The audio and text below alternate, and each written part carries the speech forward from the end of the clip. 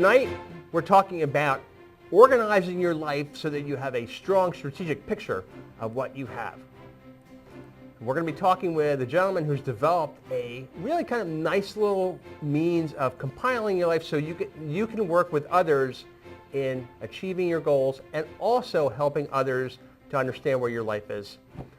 I'm joined tonight by Ben James, who is the head of Elevate Wealth Advisors. Welcome, Ben. Thank you, Michael. It's a pleasure to be here.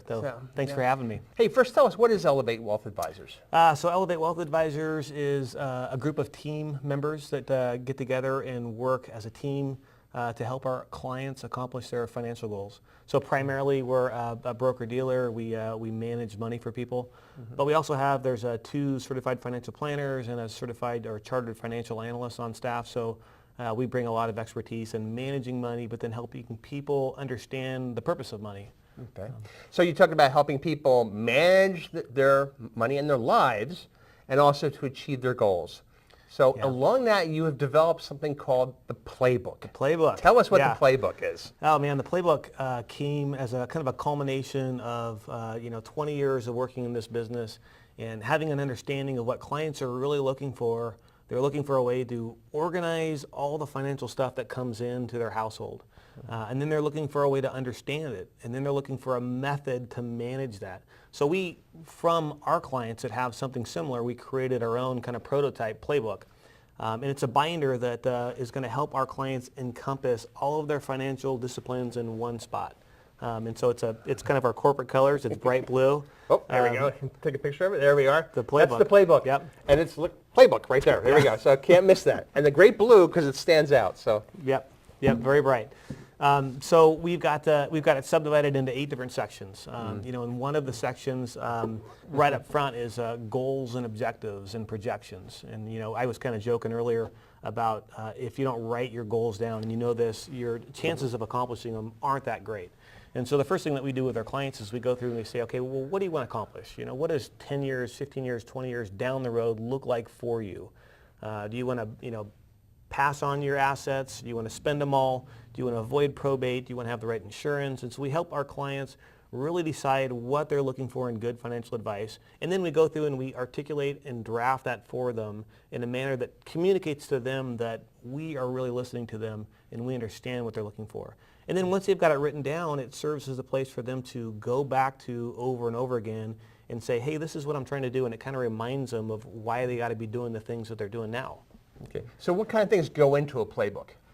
So there's, if you think about the disciplines of financial planning, one is estate planning. So inside a playbook, we'll have copies of clients' trusts or wills or powers of attorneys.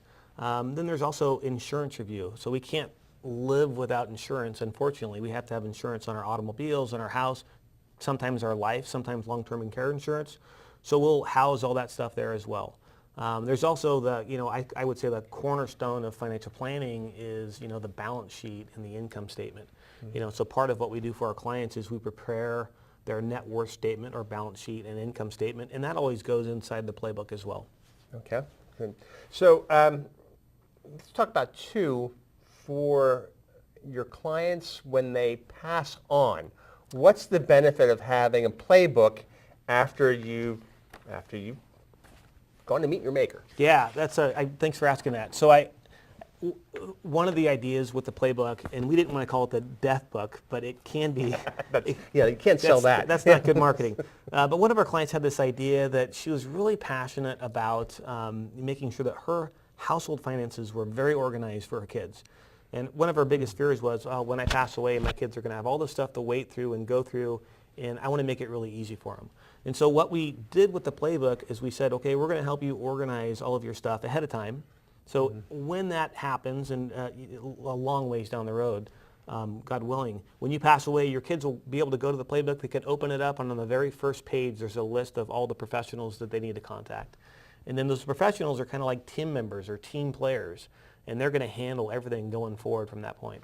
So, I can imagine that's the value of that, because having gone through having to wrap up my own parents' estate, what a hassle it was having to dig out documents, and also who do I have to contact. So I'm sure you've heard some horror stories. Oh, certainly. Over the years, we've had clients whose relatives will pass away, and they'll dig through the filing cabinets and have file folders after file folders of statements that go back, decades ago, and that are worthless or worthless stock certificates. And we'll spend all this energy, kind of researching, trying to figure out if it's still of value. And typically, it's not. You run into a dead end. But the organizer allows people to get rid of the stuff that isn't important and focus on the stuff that is important and meaningful, not only for them, but then for their beneficiaries as well. So you're providing that guidance, that advisory piece, like here are the documents that your next of kin need to have. Absolutely, yeah. Pass away. Yeah, and having that will or the trust or even while you're living, having that power of attorney, right, accessible where they can get to it when they need it. The other thing I'd mention too is, so this is kind of our brainchild, but it really came from working with a bunch of clients and hearing what their needs were and then trying to figure out how to get it all together in one spot. And what we really benefited from, we rolled this out fourth quarter of last year, and with the response that we got from people who really got it, they would say, wow, this is great. I'm finally going to get all of my stuff organized. I'm going to have all my I's dotted and my T's crossed. And it allowed us as financial practitioners to really get a deeper understanding of what their financial needs are, and so we can give them better advice. So we'd have clients that would say, hey, should I refinance or should I sell this or do that? We can go over to the tax section and look at, well, how much capital gains did you pay? Do you have any losses to offset that? So we can give them better advice from our side. So it's maybe even selfish that we're doing this for our clients. Well, not selfish, but yeah. Well, you're providing a service. A service, right? Yeah. That's why you're providing value. Yep. That's why people come to you. That's right. Get it. Yep. Okay. So what are some of the most common things that people overlook that belong in their playbook? Oh, I'd say without a doubt, when you ask most people, do you have a will? Probably 9 out of 10 people will say, oh, I've been meaning to get to that. And then if you go further, you say, well, what do you think a will does? What is the purpose of a will? And they would say, oh, it's to avoid probate. When probably the opposite is true. A will is a doctrine that is set up to guide the probate process. And so if you have a will and you're relying on the will, what you're really saying is that I want to have my assets probated, and this is a set of instructions that's going to go before that probate judge to determine what happens with it. When in reality, if you put a careful, thoughtful plan together and you say, hey, I want to avoid probate, as long as you have beneficiary designations on all of your assets, you really don't need a will. But so the will aside, some people need them, especially if you have minor children, but the next big one is probably that power of attorney. So while my wife and I would have an easy transition monetarily if one of us passed away. That's easy to understand. But if I'm in a coma and my wife can't access my IRA account or my 401k account, it puts her in a bad position. So having that power of attorney set up ahead of time, it's kind of like we've planned for death, but let's also plan for what happens when we're living. So these are a lot of things that people don't think about. It's almost like a garage door repair. You don't think about your garage door until the day it stops working, right? That's right. So, you don't think about these issues until after you're gone. That's right. We're having to do it. Yeah, and I was kind of the guinea pig going through this. We created the playbook. We spent 8 or 9 months kind of developing it, pulling all of our knowledge together, and then last year I said, okay, I'm going to do one for myself. So I went through all the steps, and one of the things that I noticed on a bunch of my accounts is I didn't have my third boy listed as contingent beneficiary, and he was 5 years old at the time. So somehow in the last 5 years, life got so busy that I wasn't able to update my beneficiary designations. So it helped me realize that part of this book is making sure that you've got a process to manage what you've got going already. So it really does help you kind of dot the I's and cross the T's. Okay. So for your clients, how often do you recommend they come in for like a checkup to look at their playbook, make sure it's still? Is it once a year, or is it? I mean, annually is great, and if somebody's got a lot of complicated needs, it could be more often. But realistically, this shouldn't be a labor. It ought to be something that is easy to maintain. So I've gotten to the point now where everything that comes through my door that is financially related, I know that it goes in my playbook, and I can get rid of the old statements typically, and I can do that for a year, and then I can go in and talk to my financial advisor, and he can say, hey, let's do a checkup and let's see how you're doing. Okay. So let me ask a question. Why did you get into this field? Why? It's a personal question. Oh man, that's I guess dumb luck. So, I mean, going through college, got stirred into finance, just having somewhat of a brain for math. Ended up getting a business degree. I found this was back in the day when internships were posted on a board with a pen and a piece of paper. So I grabbed the paper down and met a financial advisor that was looking for an intern, and that was 22 years ago. And I worked for him for several years, and then got licensed and ended up taking over his practice at some point. And it's been great because I love people. Yeah. And so I am blessed to meet a lot of wonderful people in this business. Right.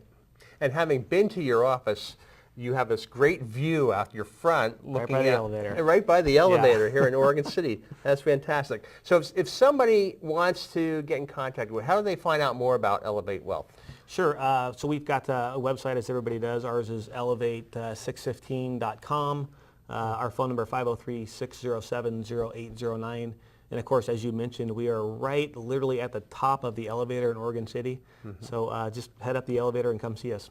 That'd be fantastic. So, okay. Well, Ben, James, thank you for joining us tonight. Oh, thank you. My pleasure, Michael. I appreciate it. So once again, let me bring it up. It's the playbook. It's the playbook, which is like a brilliant, it doesn't match my shirt, but it's brilliant. And the idea about putting everything in one place, is something that I need to do as well. Let's work on it together. That would be great. Thank you. Thank you, All right. Mike. Well, once again, thanks, Ben James, for joining us tonight from Elevate Wealth, talking about really getting your affairs into a nice, concise place, one stop where all your stuff is. So once again, I am Michael Brand. Let's get to work.